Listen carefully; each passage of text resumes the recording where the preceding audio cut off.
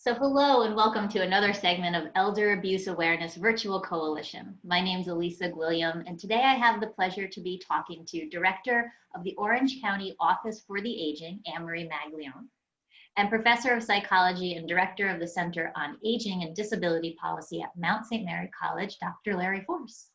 And before we dive into our topic today of lessons learned from COVID, Anne-Marie, I was interested to get your opinion on our topic today. Well, hello, thank you. I think our topic is a very timely topic. We all talked about this before we came live, and it's something that we all need to think about. This is a really hard time of year. It's the holidays. You want to be with your loved ones. You can't because we have to continue to socially isolate. The numbers all across New York State are rising, all across the country are rising. So we have to keep being diligent. We have to keep socially isolating. We have to wear our masks. We have to wash our hands. We just have to be careful. And that's hard because what we dealt with in the spring is a little bit different than we're dealing with now. We're dealing with a lot of anxiety. We're dealing with a lot of mental health issues. So if we can kind of sit and see what we've learned from it, it's always a positive thing. Always being respectful of the people that have lost loved ones. I know that I lost a very, very close friend. My friends have lost parents. I don't think today, if we asked someone if they knew of anybody that was either extremely sick or died, I don't know if there's anyone that doesn't know somebody. That's a game changer, and that changes our thoughts and it changes our society. So I think it's really important as we're, rounding out the end of this year, hopefully going into better 2021, that we can learn some lessons from this. I think that, building upon that, I teach this course in the psychology of aging. And if you told me, look, you can only keep one graph, one chart, I already know the chart I would keep. And it's a chart that was created by, I don't know his first name, Schick, in like 1997 or something. And I love the chart because it provides a historical overview and projections. And one of the things that it shows is the rise and fall of birth rates. So it talks about the influenza epidemic of 1918, decrease in birth rates. Talks about the Great Depression, decrease in birth rates. So that it's not just, what it really is profiling are social indicators that impact birth rates. And then it goes into the baby boom, the explosion. And then it goes into the introduction of legalized abortion and the impact on birth rates. And the thing that and then it has this big, mountain demographic of people, which represents the majority of us, caring for a much smaller group that was ahead of us, our parents. Our parents, the demographics weren't as large. And then behind it, it has a smaller demographic of our kids, not as large. And the point is, if we're having problems taking care of older people today, being caregivers, can you imagine what it's going to be like for our kids? Because there's going to be a, quote, shortage of hands, end quote. Mm-hmm. And there are lessons to learn from that. And as we talked about this prior to coming on, the lessons of COVID. One of the things that I referenced in a blog that I did recently is the work of Glenn Elders. And Glenn Elders wrote a book about the children of the Depression. And what he did was he looked at the children of depression, and his findings were that people that had experienced loss early on in depression, Great Depression, were better able to address the losses associated with aging later on. So in the world that we're living in now, the focus is on social isolation, where everything is remote. We're doing everything from afar. The mannerisms have changed, the greetings have changed, the exchanges have changed. And this remote learning, this social isolation that we're now in, the real question is, are there lessons here that we can learn that will impact in a positive way how we address the issues of social isolation and loneliness as we become in the latter half of our life. You know, the one thing I was thinking about as I was writing it, the one thing that wasn't present for the kids in the Depression was the tool that we're using right now. I mean, if we didn't have this exchange, this type of exchange, whether it be for the benefit of the Elder Abuse Awareness Virtual Coalition initiative, or in our workplace, or staying in contact with family members, we have no idea how isolation would really feel. Mm-hmm. You know, I mean, the fact is that it's, you know, we were talking about this before as well, about the increase in anxiety. I have a buddy that's a life coach.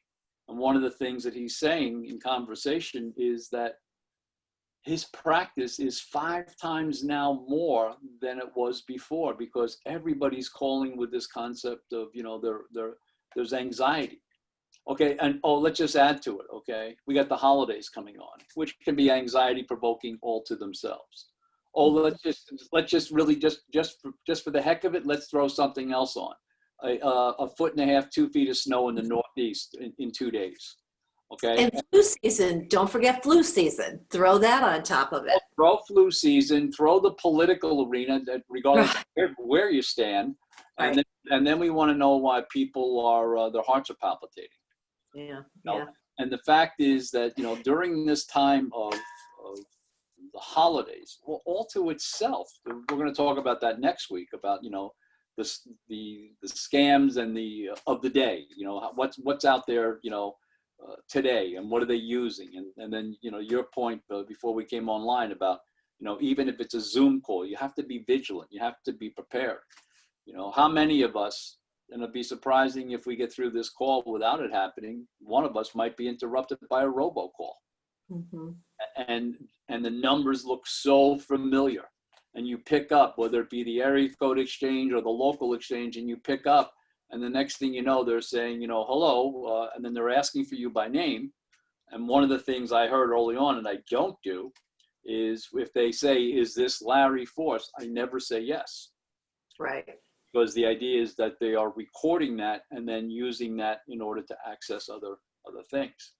Mm-hmm. You know, I mean, we're living in a different world. I mean, it's, and I think that as we talk about this, you know, about the lessons that are learned, maybe Anne-Marie, you from your perspective, I mean, you see it with your staff. I mean, we very clear that one of the things, Orange County is open for business. Right, right.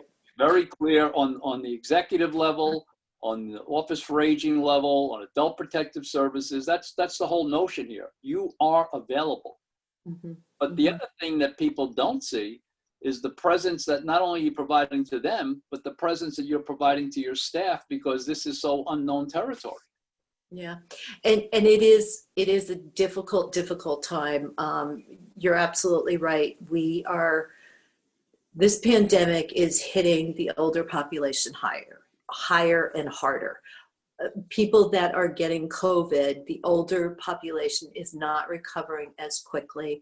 They're having more issues. You know, a lot of it is that people have pre-existing conditions. They have diabetes, they have high blood pressure, they maybe aren't in the best shape.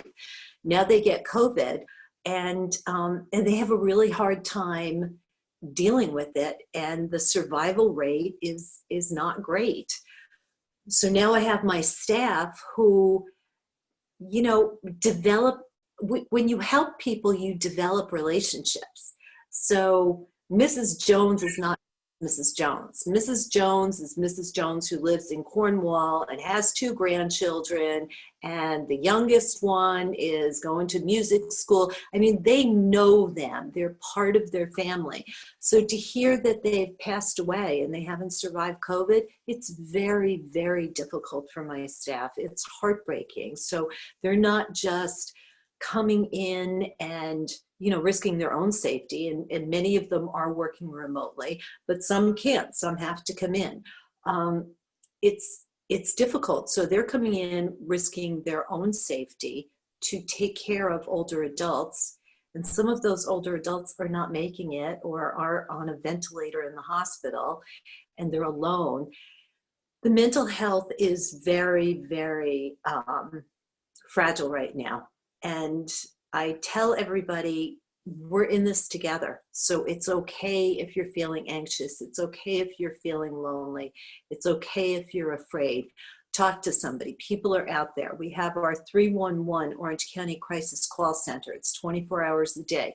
Give them a call. You're going to get a soft, warm voice that's going to help you and walk you through this. And again, no, you're not alone. Everybody's going through this. This is unprecedented times. Nobody's gone through these waters, and we're going through them together. So is everybody lonely? Is everybody isolated? I have my Christmas tree in the background. I'm not going to have family around the Christmas tree this year. I can't. And I'm not going to have them because I love them and I want them to be around next year. And I think that's what we all have to focus on. I think there's strength in numbers. And when you talk about, I'm sad that I can't see my family, you know, we have these traditions that we always do. How can I not do them? Everybody has that. And that's what we're here for. We're here for helping you do this. As Dr. Force said, we're trying to do the business that we normally do in different times. So we have to do things differently. Is elder abuse still out there? Is elder abuse still rampant? Unfortunately, it is. It needs to be addressed. Education and awareness, that's what this is about. You know, I just wanted to go through, because we talk about this every week, but, you know, I just want people to remember the different types of abuse. There's physical abuse, there's emotional and psychological abuse. So, you know, the emotional and psychological you may or you may not see. You're going to see the physical abuse. You're going to see the bruise on your arm. You're going to see the little cut on your cheek. You're going to see that. The emotional and physical abuse you may see, but you may not see. You may see that somebody's losing weight or not sleeping or may be very teary, but you may not see that, but it's still there. Sexual abuse, you're going to see that. If again, physically you're seeing that they're not doing well, maybe they're getting some vaginal infections, maybe there's some bleeding, you know, those are all signs that, as uncomfortable as this is, and all of elder abuse is uncomfortable, we have to be, you know, we have to forge ahead, and we've got to get out of our comfort zone so that we can eradicate this. Financial abuse is rampant. And interestingly, that's the one, even though it's 1 out of every 24 cases go unreported, that's the one that people will most likely say, okay, this happened to me. And then there's self-neglect. And that's a big one right now, because you are isolated and you are alone and you can get lonely and depressed, and maybe you're not going to eat. So there's things that we as a society have to do, and we can do, and we're going to come out of this. And I think, you know, from the ashes we emerge, and I think that's what we're going to do right now. Dr. Force, I know you teach young students, and they're going to be our future leaders. How do they deal with this? I think, you know, the stereotype is, you know, when you look at the newspapers and you see large gatherings of 400 college-age students, you know, having a rave, you know, having a spontaneous get-together. That's not common. I mean, that might happen. I mean, it's happening. But the college students that I have, you know, interaction with, which I think are a good representation of college students throughout the nation, they're concerned. You know, they are concerned. They're concerned about, you know, going back home. You know, they're concerned about, you know, when school opens again. I think schools, I know that our school in particular, we've done a yeoman's job of being present for our students. I mean, don't forget, I mean, 5-10 years ago, there was a discussion, not only at the Mount, but nationwide, about the value of online learning. Really? Mm-hmm. Yeah. Let's go to the present time. Online learning has been such a tremendous asset. And, you know, I'm not doing an infomercial for the school, but Kristen De La Sala, who runs the the online distant education. She has done an incredible, I mean, look, I have friends that teach in different universities. And when I tell them about what types of platforms and what we have as, accessible, they can't believe it. I mean, we really have state-of-the-art fingerprint in the world of online technology, and I think we've done a really good job of being able to bridge this, not because we had to do it, the whole entire country had to do it. I want to go back. I want to go back to. So in answer to your question, they're concerned. I think it's our roles as educators is to help them lead the way, point a picture of solution about what the future looks like. I mean, I think if I was to ask you, what's a day in the life of your agency look like right now, you would talk about problems, people calling up about all the things that are wrong. I've heard with the same type of acknowledgement where your county executive has publicly, and privately acknowledged the work that you and your staff have done. Kudos to you, because you really did step up, your whole agency. You and I have talked about this. My colleague, Dr. Jeffrey Kahan, and I years ago ended up getting a nationwide grant, an NIH grant to do a nationwide surveys of AAAs.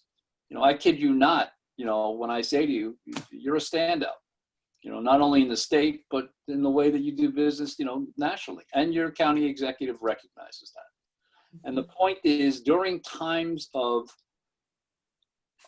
in my practice, what do I see? I see that the trend that when there's times of darkness in people's lives, at in a majority of cases, that's also their most creative time. They have no other place to go but inside, and they become more creative. And that creativity, provides them, some motion to move it forward. And I think, same thing here. In the reference of the blog that I wrote about the COVIDization of later behavior, I really think that there's opportunities here to learn things that we can carry forth in a positive way as we continue to, age out. So No doubt. I have a direct question for you, which you don't know this question, so it's not like I've asked you this question, an hour ago or 2 days ago. But from where you sit, what hit you as one of the most creative solutions you've heard or have been implemented during this time? I mean, don't forget, you have feeding, programs where people can't assemble. You have support groups where people can't assemble. There's a lot of things that you have that, like you say, your staff not only knows the person, but knows their grandchild. From where you sit, what has just hit you like, wow, that was very. And I'm going to say they're very simple things, and they were, really right under our noses. We have over 600 people that volunteer every year, a variety of things. And some people do volunteer every day. Some people volunteer once a month, but we have a variety of volunteers. And we always host a luncheon and give them a gift as a thank you.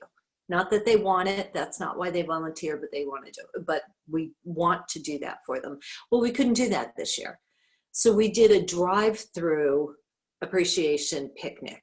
And we had tents set up, the cars would come through, we'd check them in. Again, everything's social distancing.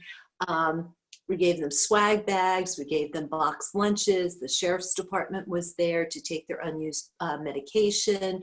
The EOC was there to give them information about emergency preparedness as we're going into the winter season. HEAP was there, which is our Heating, Energy, and Assistance Program. HICAP, our health insurance. We were able to do that without anybody getting out of the car. It actually was fun. People loved it. Everybody's laughing. And this is times when things are really tough.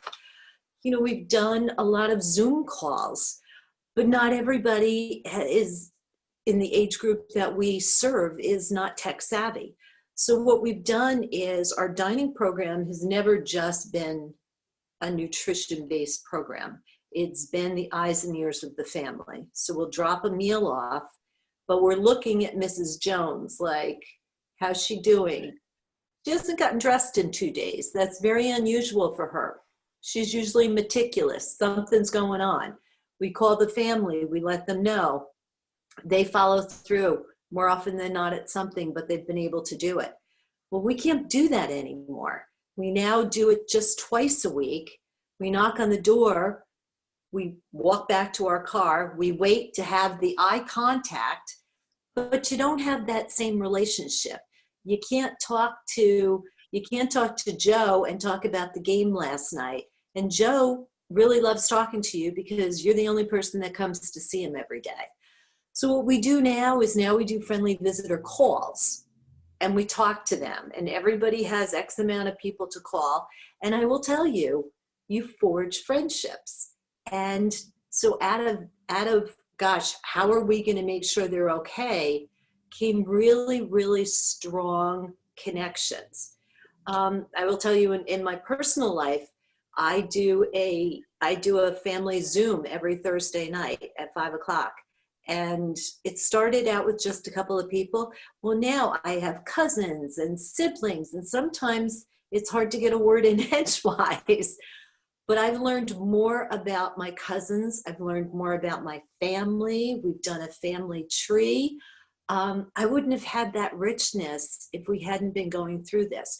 Our lives go at a mile a minute, and we all have to kind of take a little breather and do it a little bit differently. So I would say that's what it is through all this heartache and sadness and devastation.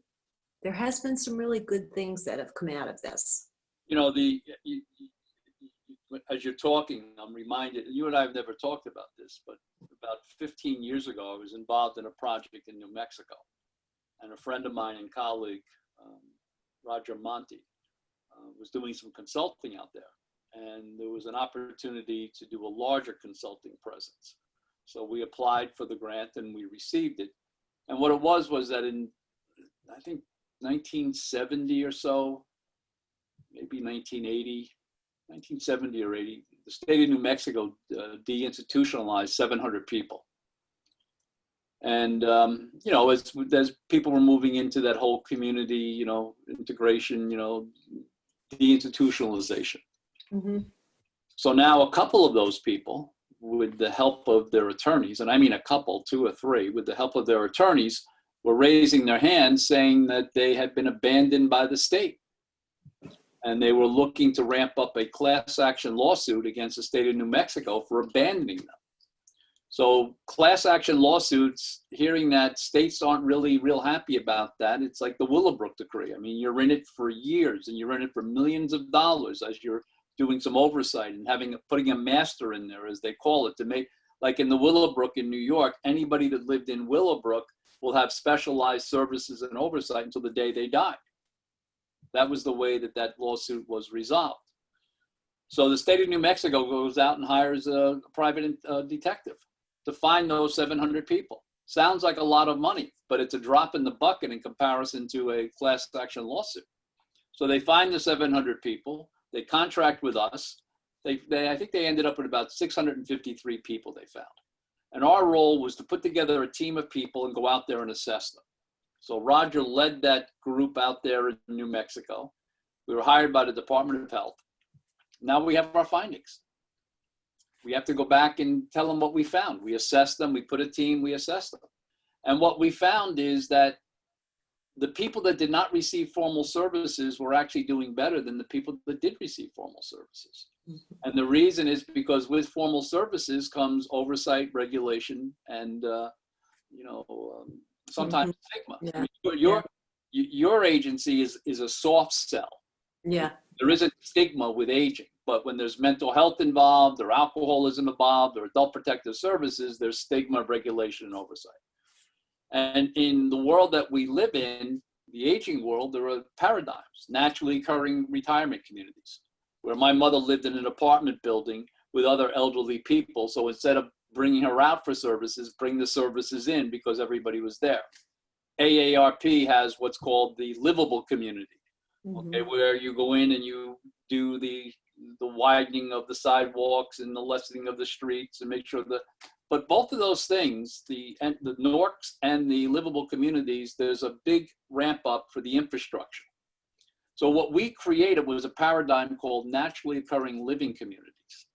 And what I'd like to do is to give you an example of it. I take the two of you to a movie. It's a 3D movie.